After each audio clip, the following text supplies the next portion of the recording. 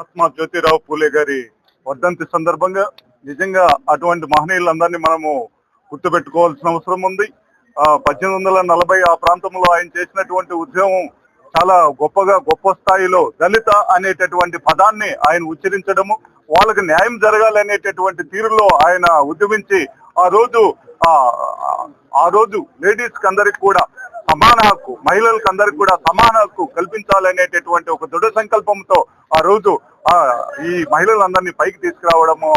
జరిగింది. ముఖ్యంగా ఆయన చేసినటువంటి ఉద్యమంలో ప్రధాన పాత్ర ఏమిటంటే మహిళలు బాగా చదువుకోవాలి, సమాన హక్కులు పొందాలి అనేటటువంటి ఉద్దేశంతో ఆయన స్వయంగా కొన్ని పాఠశాలలు స్థాపించి ఆయన అనుచరుల ద్వారా కూడా దేశంలో అంతా కూడా పాఠశాలలు స్థాపించడం జరిగింది. ఆ విధంగా పాఠశాలలు స్థాపించిన తర్వాత కొంతమంది మహిళలందరూ కూడా విద్యావేత్తలుగా తయారు కావడం, కొద్దిగా ఈయనతో పాటు బయటికి రావడం, కొద్దిగా మహిళలందరూ కూడా చైతన్యవంతులు కావడం ఆయన నాటి కాలం